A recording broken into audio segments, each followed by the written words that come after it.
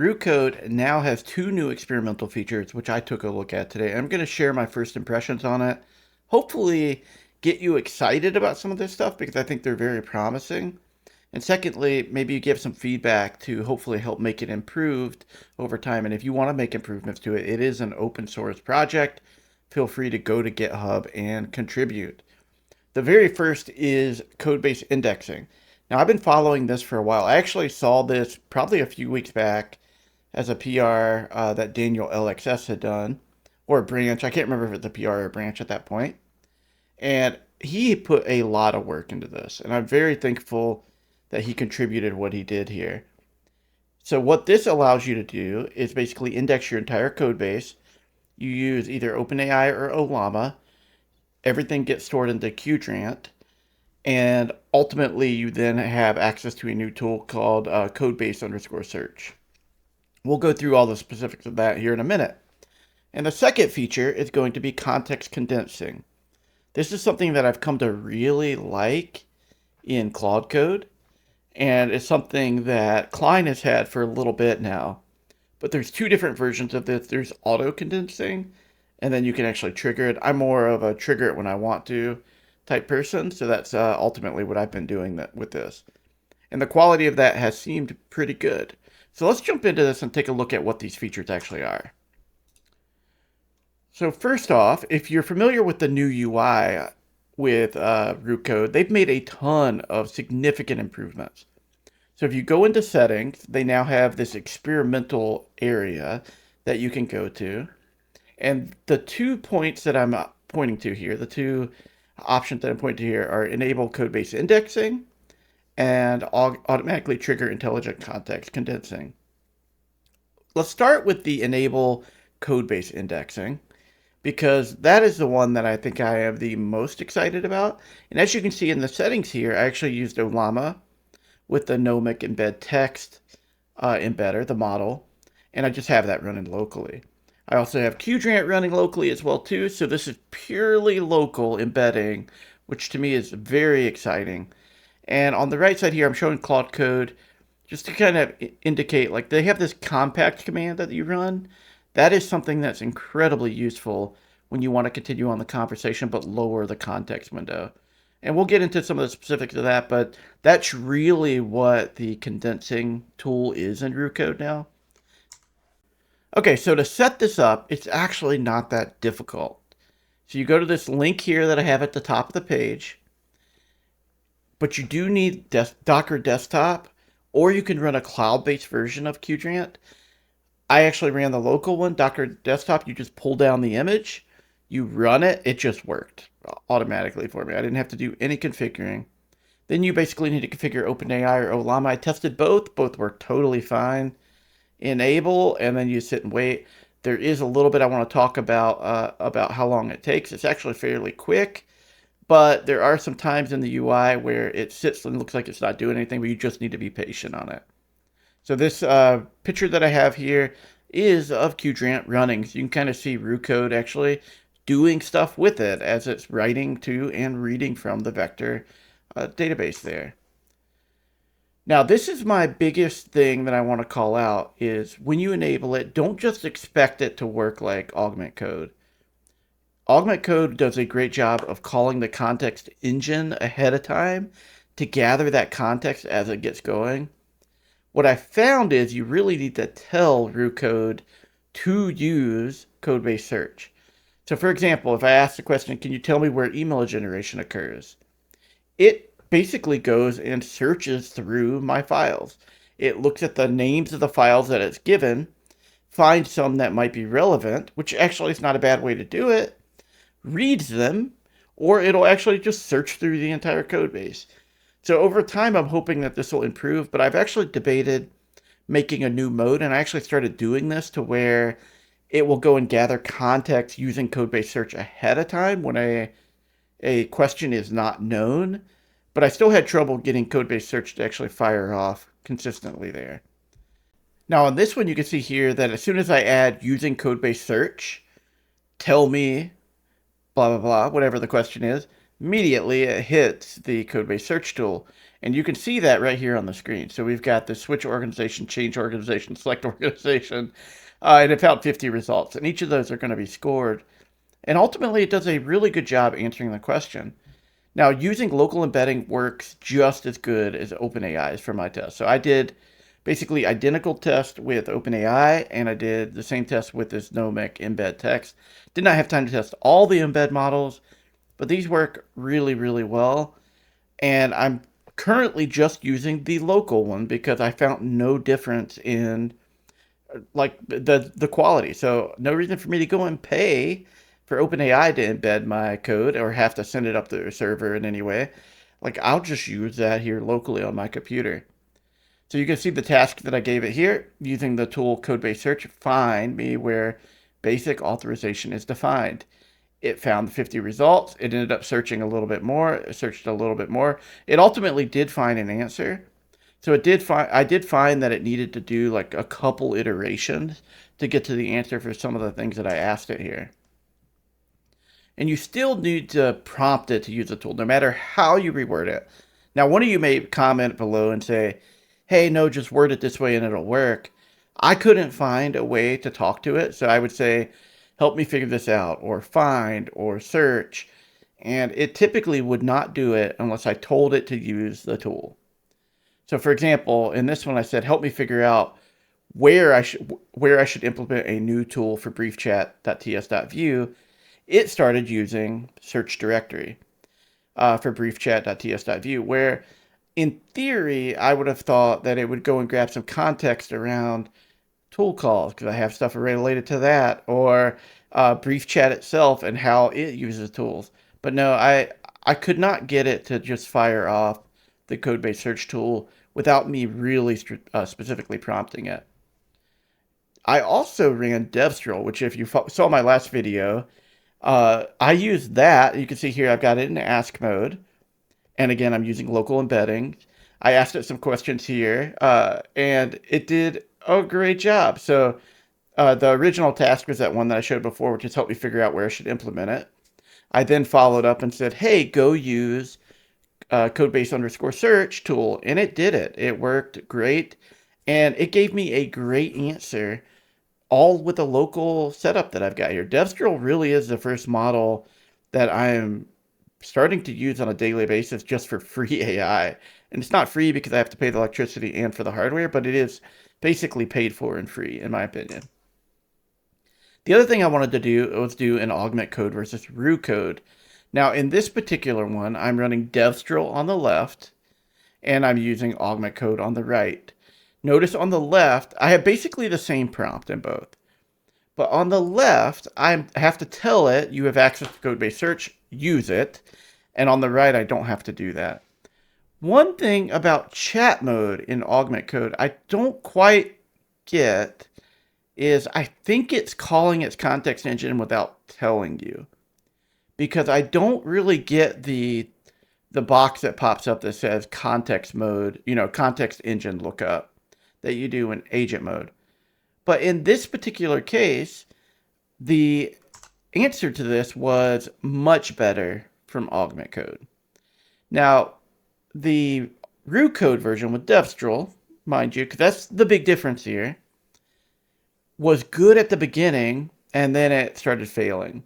Where on the Augment Code, it started right and just got everything right all the way through. So very, very good answers from Augment at that point. So using a local model, you're not going to get as good a quality as you do in Augment Code.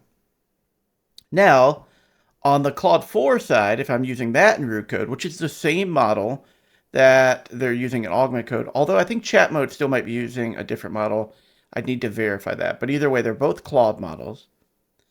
Honestly, both answers were phenomenal. In fact, you can see here, I'm in ask mode. I've got Claude 4 set in RooCode. It gave me a great answer, and it also gave me a diagram of the flow, which was just phenomenal. So in this question, you can see here, I was saying, can you tell me the flow of data when using function calling in my chat system, ideally explaining how the results of the function call end up back in the client and chat.ts.view. I didn't reference any files directly. I made it go find it. And both answers were awesome. And Augment Code had a great answer very fast. RooCode, of course, it had to call a few extra things.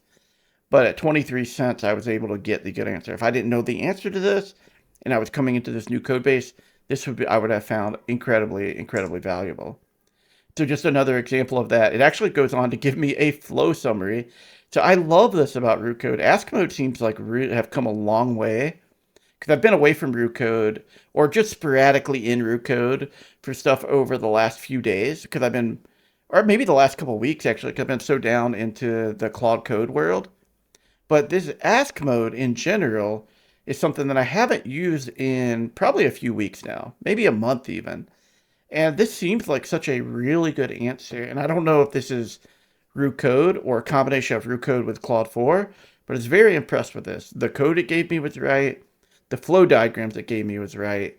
And comparing it to Augment Code, the quality of those two, I think, arguably, I would even say the RooCode one was nicer just because of the way it presented me with the data.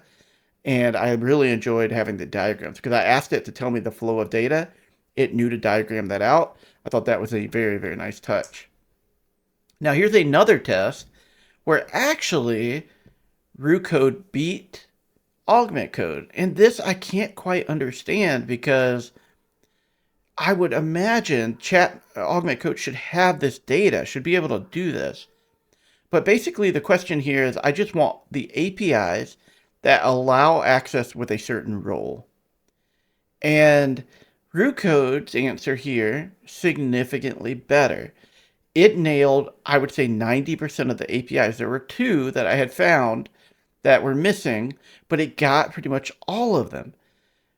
Whereas on the Augment Code side, in chat, it gave me 2 out of the large number of them that I actually got. So it was kind of interesting to me that it missed on that. So I actually wanted to test this a little bit more. So this just to kind of show you a little bit more of this. So as you go down, you can see additional APIs that it found. And then you can see that Augment Code only found 2.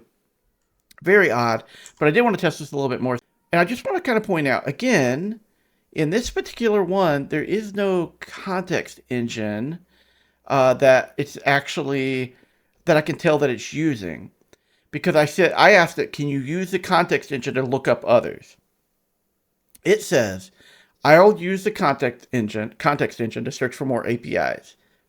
And it found one more. So I found that very interesting. So it seems like it thinks it's hitting the context engine. But again, now it's got 3 APIs out of the dozens that it should have found there. So fascinating that this is such kind of a hole for Augment Code. So I don't think it works good for this particular use case where I think the RAG-based, the semantic search that's built into RooCode is just probably better. So there's probably pros and cons to having both of these available to you. But in agent mode, check this out, because I say, do not write code. Can you tell me what APIs use Railion admin as their role? And in Augment Code, it actually started giving me them. And it nailed most of them. So I think there is just something gimped in chat mode. And I can't prove this. I don't know exactly what's going on.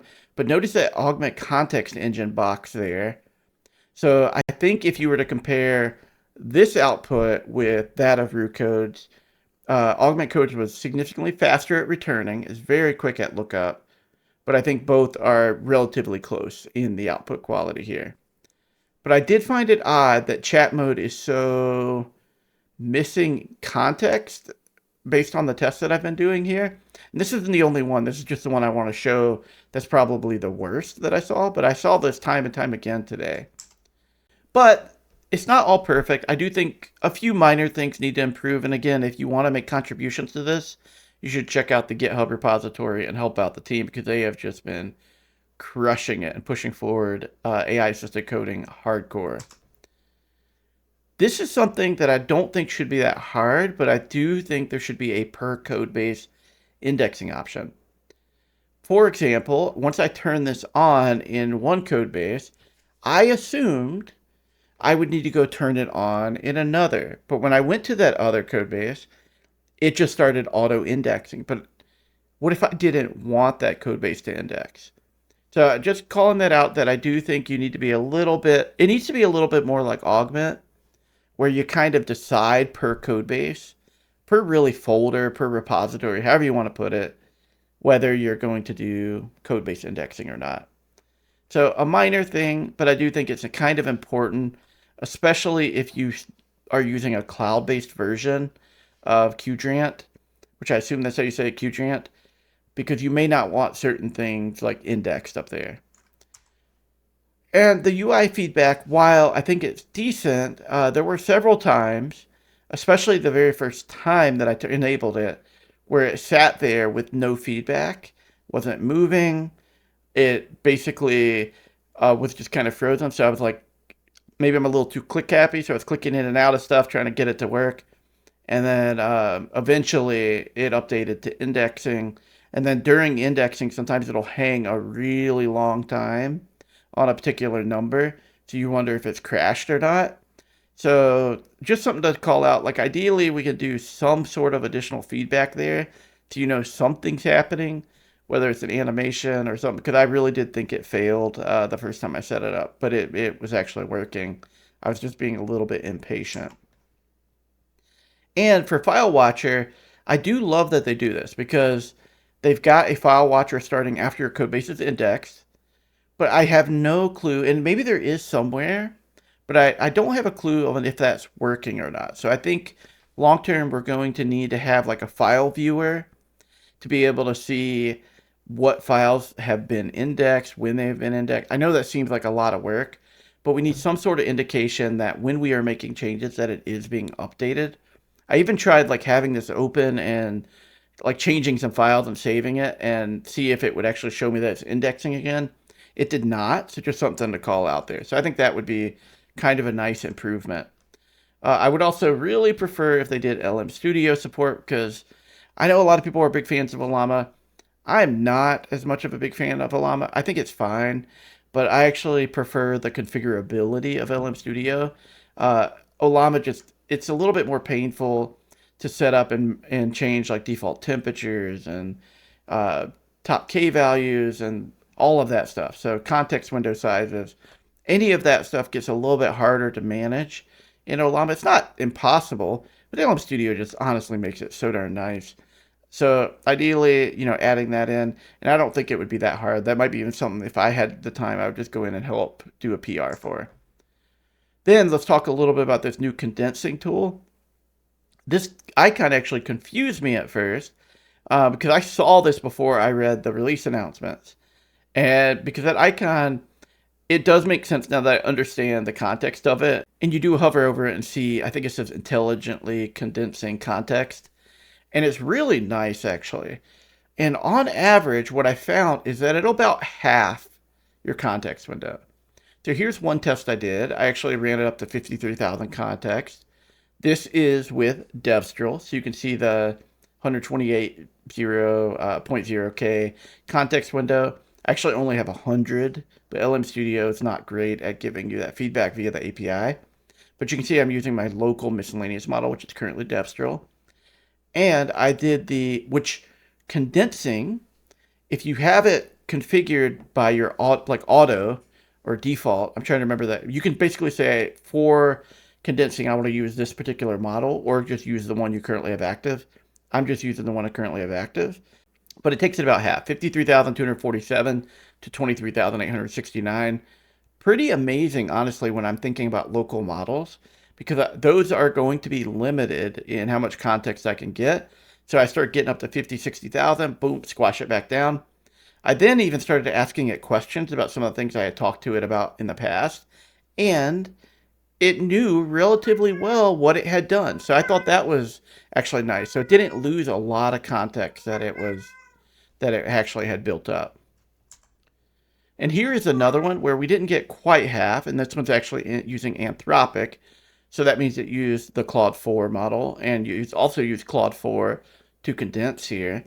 Took it from 103,000 to 62,000.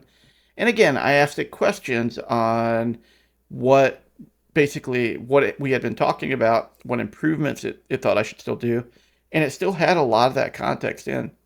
So it's doing a great job actually condensing down the context window here. Very impressed with this feature, and I'm very thankful that it's here. I actually want to dig in to see what they're actually stripping out, what's being changed here. But you can actually play around with the prompt that it's using. So there's a lot to be adjusted here, and I'm excited to play around with that some. All right, in closing, just a couple thoughts here. One, super easy to set up. You should go check it out if you're interested in this at all. Run it through the paces. I've actually been enjoying working with it, and I had fun kind of comparing Augment Code and RooCode side by side. Did a lot of tests on that today with a code base that I know really well, and it did a great job. I mean, it wasn't perfect, but it did a great job. And Augment Code actually surprised me in the chat mode. So I'm curious what your thoughts are on that too. If you want to let me know. I think the agent mode is where a lot of the context actually is decent there. Then the next thing I'd say is if we can make the code-based search tool a first-class citizen over time, if we get this out of experimental, this thing is going to be just awesome. I think there's a really big improvement that we can get, even if we just enable this or disable this in certain modes. I would love to be able to actually really have that context, build a mode around like finding context of your code base before going and making a plan and then going and actually executing it. Like I've tried to do that today with regular search tools, and it hasn't been as good as what I think I could make this actually be. So anyway, if you happen to make it this far, wouldn't mind liking and potentially consider subscribing for more content like this. I love AI-assisted coding. I love everything AI and technology. So if you have any other things that you'd want me to check out that I haven't talked about or heard about, please let me know in the comments below. Otherwise, until next time, everyone, have a wonderful day. Peace out.